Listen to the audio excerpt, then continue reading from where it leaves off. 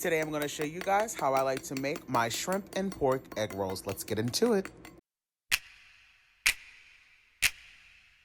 Whipping up all of your favorite recipes. Simply Food. You should know by now that you're in for a treat. Simply Food. There's no other channel where you'd rather be. Simply Food. Seafood, pasta, cakes, and pies. Sing and laugh and even cry. Like and share and hit subscribe. Simply Food by TY.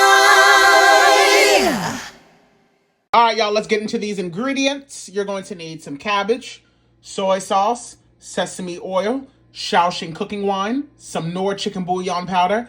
I have some white pepper, MSG, some vermicelli rice noodles. This is the angel hair. I have about 1/4 pound of some medium raw shrimp, 1 pound of ground pork, and 2 large carrots. Now, as far as the protein is concerned, if you don't want to use pork, don't use it. You can use chicken. If you just want to make it veggie, you can add in extra vegetables. If you don't like seafood, don't add it. Y'all, come on, let's stop playing. You see that? You see that? You see that? You see that? Don't ask me for the damn ingredient list. Come on. So before we get too far into the recipe, the first thing you want to do is go on ahead and soak your rice noodles in hot water for about 15 minutes. I'm making a small batch. I'm literally only using about 1/4 of the pack.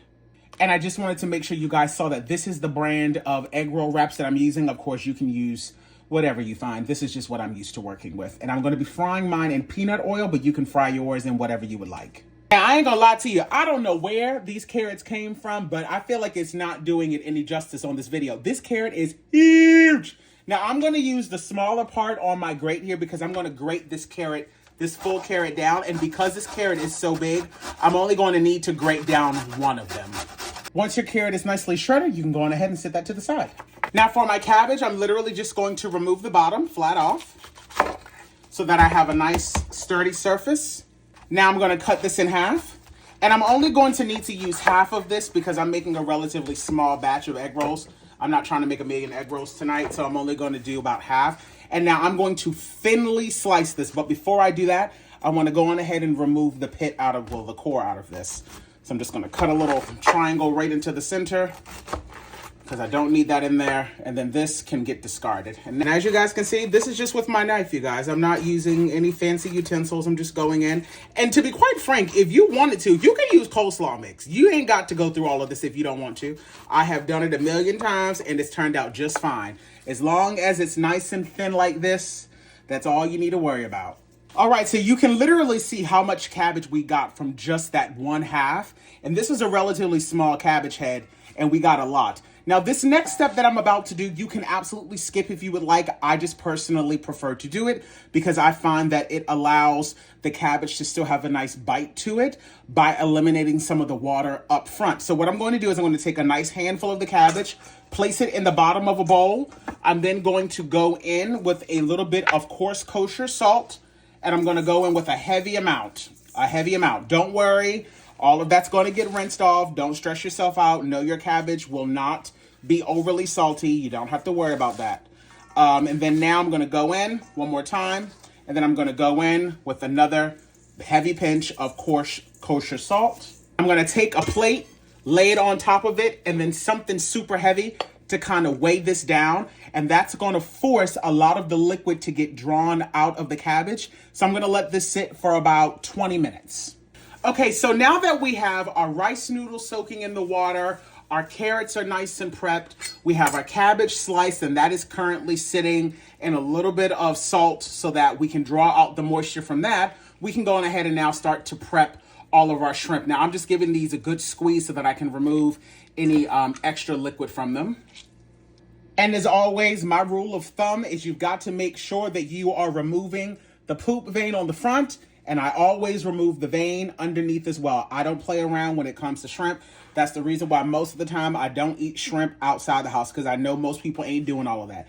And so now I'm just going to go in and I'm just going to give my shrimp a nice mince. I'm going to break it on down. Do not put it in a food processor, or that's going to break it down too much. And I don't like to leave them whole or big chunks. You really want this to blend in with the pork so that you can have that shrimp flavor, but not necessarily biting in to large chunks of shrimp. I will say by the time this is minced down, this will probably be about a cup, maybe about a cup and a half. Now, if you don't want it to be too seafoody, you can absolutely use less, and you can use just a half a cup or a quarter cup.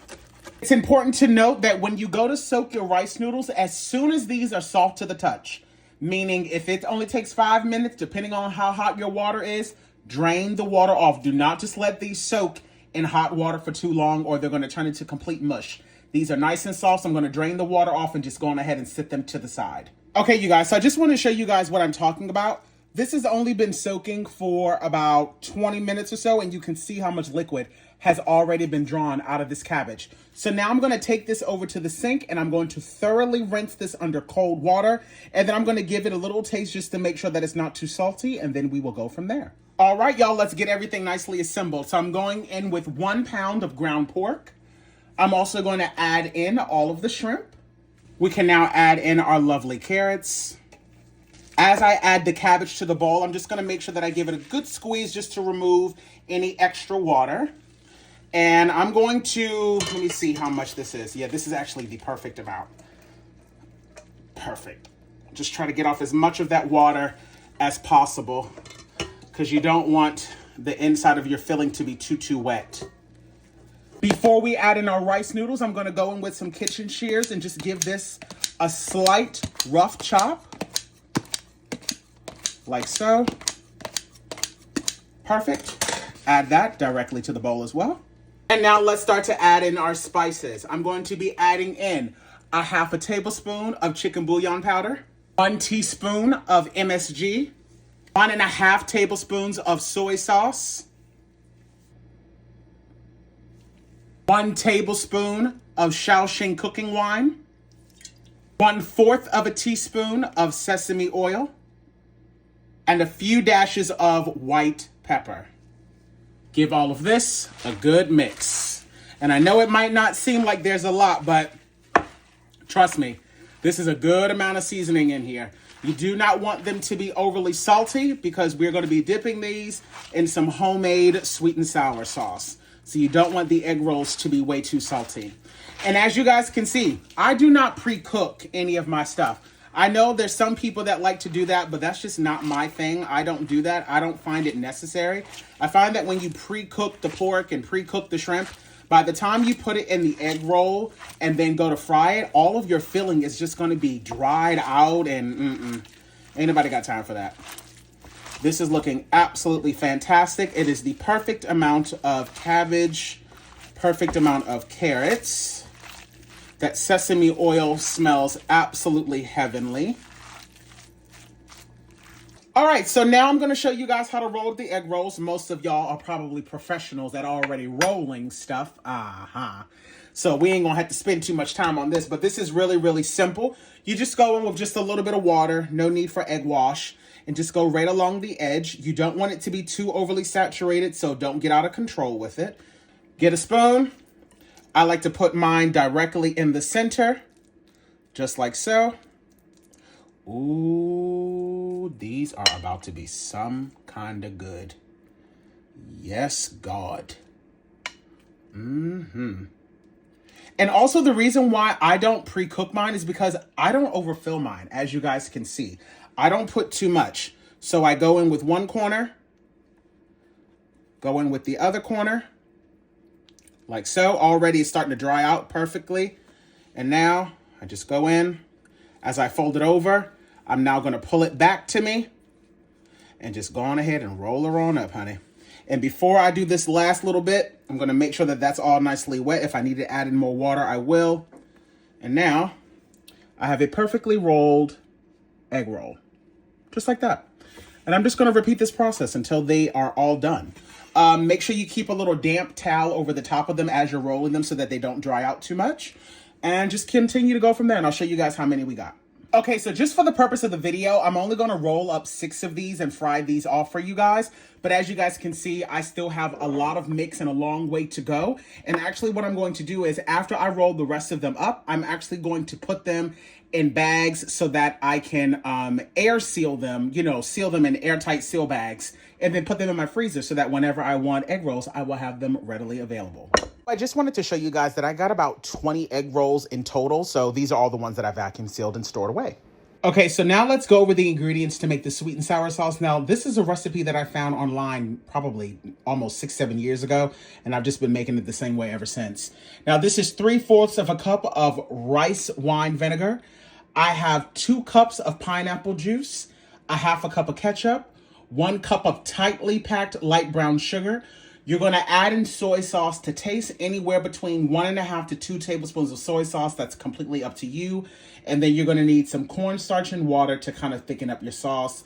Let's go put this together because it's really, really simple.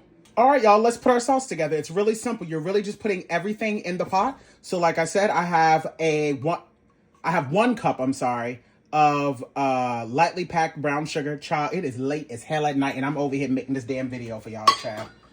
Don't even get me started. I have 3/4 of a cup of rice wine vinegar. A 1/2 cup of the ketchup. Get all of that in there.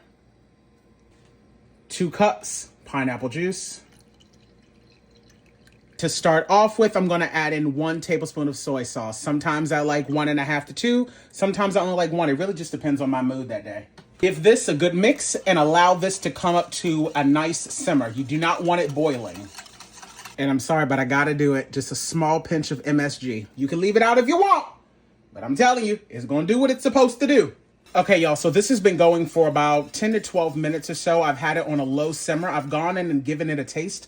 It is perfectly balanced with that vinegar and the sugar, so it has that very sweet and sour, flavor. Now, I don't need to add in any more soy sauce, so I'm only going to add in the 1 tablespoon. But again, give it a taste before you add in your cornstarch slurry, which is 2 tablespoons of cornstarch and 2 tablespoons of water. You don't really want to add in too much more than that because you don't want it to get too thick. Allow this to go for about another 5 minutes or so, but make sure that you are continuing to whisk. Once you can see that your sauce is starting to coat the back of a spoon, you can go on ahead and turn the heat off, because remember, you all, this is going to thicken up as it starts to cool down. You're not going to be eating this sweet and sour sauce boiling hot. So as it cools down, it's going to get thicker. And it's already starting to coat the back of the spoon, so I'm going to go on ahead and turn this off because my sauce is now done. While I wait for my oil to come up to temp, which is between about 350, 360, I have my egg rolls sitting out here in the back so that they can start to come up to room temperature. I had them in the refrigerator while I was doing some other things. Alrighty, you guys, my oil is ready to go. So we're now going to carefully start to add in our egg rolls. And as always, put them in away from you. Never drop something in oil towards you. And I'm only going to do 3 at a time because I do not want these to steam. I'm going to allow those to fry until they are golden brown, and this should take anywhere between, I would say, about 3 to 4 minutes. These are looking absolutely fantastic. They are good to go, so we can now go on ahead and take these beauties out of the oil and place them on a wire rack so that they can start to drain off that excess oil and also start to cool down.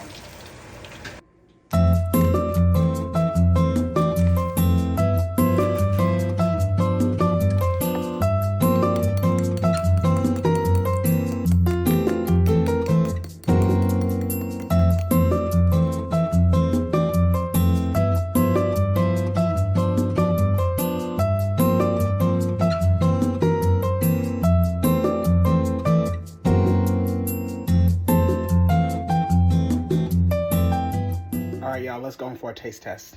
Here we go.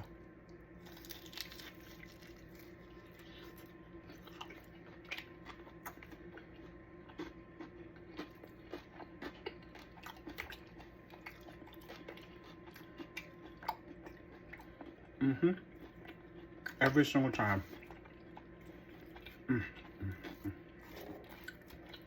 Every time.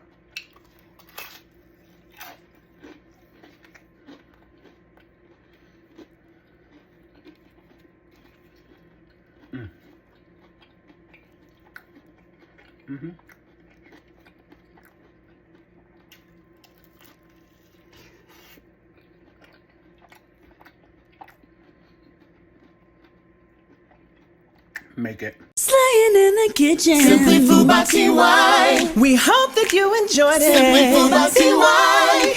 If you haven't took the time, make sure you subscribe. Thanks for watching. Thanks for watching. Thanks for watching Simply Food.